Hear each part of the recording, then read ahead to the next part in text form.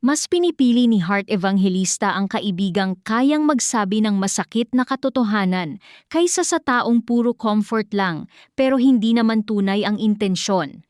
Sa guesting ni Heart sa Your Honor, na hosted ni na Charisse Solomon at Buboy Villar, naging bukas ang global fashion icon tungkol sa kaniyang pananaw sa friendship, loyalty, at pagiging totoo ng mga taong nakapaligid sa kaniya. Ayon kay Heart, ilan sa kaniyang malalapit na kaibigan sa showbiz ay sina Angelica Panganiban, John Prats, at ang misis nitong si Isabel Oli. Para kay Heart, mahalaga na ang mga kaibigan ay hindi lang nandyan para mag-comfort, kundi handang magsabi ng totoo, kahit minsan ay masakit pakinggan. Sinabi niya na kung ang isang tao ay napapaligiran ng maling environment at maling mga tao, kadalasan ay nauuwi rin ito sa hindi magandang sitwasyon.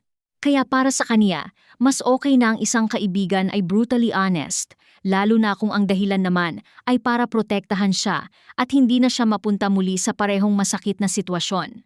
Nang tanungin kung may kaibigan na ba siyang naging sobrang honest sa kaniya, sinabi ni Hart na hindi niya iyon minasama.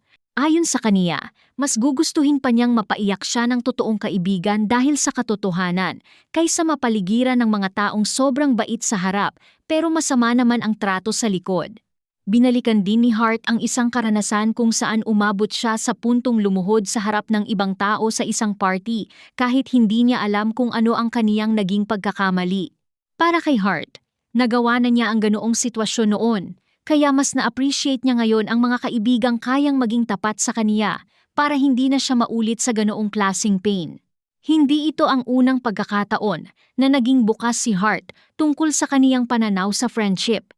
Nauna na rin niyang nilinaw ang naging pahayag niya sa The People Have Spoken, kung saan pabiro niyang sinabi noon na mas okay na may pera kahit walang kaibigan. Kalaunan, ipinaliwanag ni Hart na ang ibig niyang sabihin ay mas gusto niyang magkaroon ng iilang tunay na kaibigan kaysa sa napakaraming acquaintances.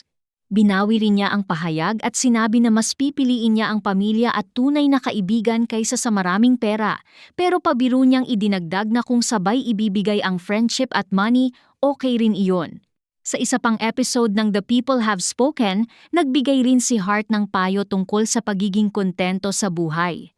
Nang pag-usapan kung kontento ba ang mga tao sa kanilang kasalukuyang estado, sinabi ni Hart na hindi masama ang magkaroon pa rin ng ambisyon kahit may naabot ka na sa buhay. Para sa kaniya, may mga taong patuloy na nangangarap hindi dahil hindi sila grateful, kundi dahil gusto nilang maging independent, hindi maging pabigat sa hinaharap, at magkaroon ng sapat para makatulong din sa iba. Dito niya ibinahagi ang kaniyang payo. Dream big, keep going, never give up, at huwag masyadong maging relaxed. Nagbigay rin si Hart ng prangkang paalala sa ilang influencers at successful personalities tungkol sa pagiging humble. Ayon sa kaniya, hindi porke viral o sikat ngayon ang isang tao ay dapat na itong lumaki ang ulo.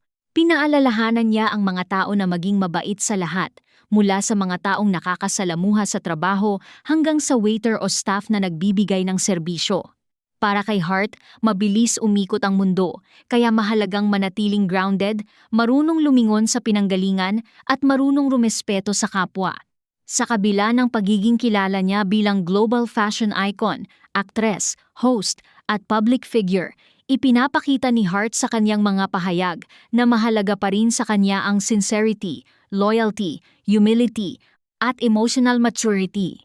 Sa ngayon, patuloy na pinag-uusapan ng netizens ang kaniyang mga sinabi dahil marami ang nakarelate sa idea na minsan, ang tunay na kaibigan ay hindi iyong laging pumapalakpak sa iyo, kundi iyong handang magsabi ng totoo para hindi ka mapahamak.